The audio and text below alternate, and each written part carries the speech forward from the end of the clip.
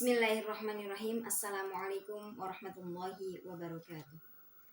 Alhamdulillah bi ni'matihi tatimmus shalihat wa bi hidayatihi nahtadi ila sabilir rasyad.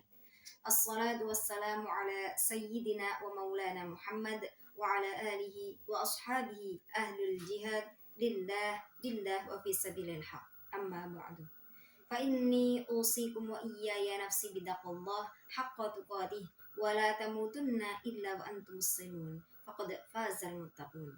Rabbi shrah li sadri wa yassir li amri wa hlul 'uqdatam min lisani yafqahu qawli. Hadirin yang dirahmati Allah Subhanahu wa taala. Dalam surat Az-Zariyat ayat 56 Allah Subhanahu wa taala berfirman, "Wa ma khalaqtul jinna wal insa illa liya'budun." Ayat tersebut menjelaskan bahwa sesungguhnya Allah menciptakan jin dan manusia tujuannya adalah agar mereka beribadah kepada Allah Subhanahu wa taala. Sesungguhnya di dunia ini Allah menciptakan hamba-hambanya tidak hanya manusia, akan tetapi benda lain, hewan, pepohonan dan lain sebagainya, mereka adalah hamba Allah Subhanahu wa taala. Yang membedakan adalah jenisnya. Dan kita adalah hamba Allah berjenis manusia yang diciptakan untuk menyembah kepada Allah Subhanahu wa taala. Dalam surat Al-Baqarah ayat 21, Allah Subhanahu wa taala juga berfirman, A'udzu billahi minasyaitonir rajim. Bismillahirrahmanirrahim.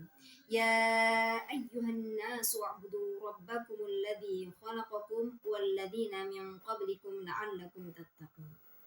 Allah juga menyampaikan bahwa sesungguhnya Allah menyeru kepada manusia untuk beribadah kepada Allah Subhanahu wa taala, untuk menyembah kepada Allah Subhanahu wa taala agar mereka bertakwa.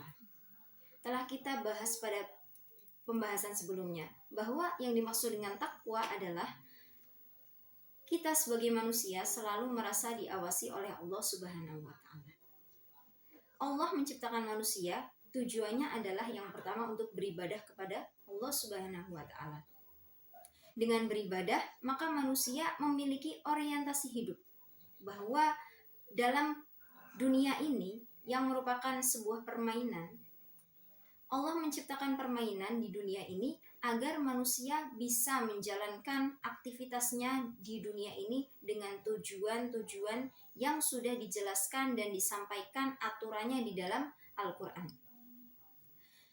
Tujuannya adalah agar manusia bisa melanjutkan akal fikir yang telah diciptakan oleh Allah sehingga manusia tersebut mampu mengurus segala sesuatu yang ada di dunia ini. Yang endingnya tujuan Allah menciptakan manusia selain untuk beribadah kepada Allah, yakni menjadi seorang khalifah. Seorang khalifah yang mampu mengurus segala sesuatu yang ada di dunia ini dengan kecerdasan akal yang telah diberikan oleh Allah Subhanahu wa taala. Dan apabila seorang manusia sudah beribadah kepada Allah Subhanahu wa taala dan mampu menjalankan segala kewajiban dan aturan yang telah disampaikan oleh Allah Subhanahu wa taala, maka insya Allah manusia tersebut akan menjadi manusia yang bertakwa. Manusia yang selalu merasa diawasi oleh Allah Subhanahu wa taala. Maka dalam bulan Ramadan ini yang memasuki akhir Ramadan, semoga kita bisa menjadi manusia-manusia yang lebih mengenal identitasnya. Jadi kita tidak hanya sekedar hidup di dunia ini tanpa orientasi, tanpa tujuan, tanpa kita kenal siapa diri kita sebenarnya, siapa Allah kita, siapa Tuhan kita, yaitu Allah Subhanahu wa taala, siapa nabi kita, yaitu Nabi Muhammad SAW, yang harus kita jadikan sebagai teladan terbaik di dunia ini. Lalu apa kitab kita, yaitu Al-Quran, yang telah memberikan pedoman-pedoman, petunjuk-petunjuk, aturan-aturan yang telah dijelaskan oleh Allah Subhanahu wa taala. Maka Al-Quran ini harus dijadikan sebagai kompas kehidupan.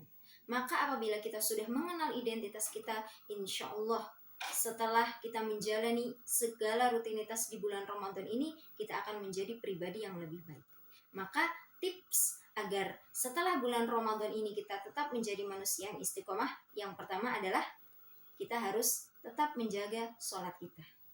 Jadi di bulan Ramadan kita memperbanyak ibadah, memperbaiki sholat, sehingga setelah kita meninggalkan bulan Ramadan atau kita menyelesaikan seluruh rutinitas di bulan Ramadan, kita akan mampu melaksanakan ibadah sholat dengan lebih baik. Yang kedua, dekatkan diri dengan Al-Quran.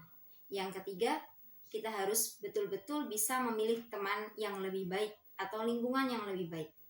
Karena akhlak yang tercela, apabila kita memilih seorang teman yang salah, maka itu akan menular kepada pribadi kita.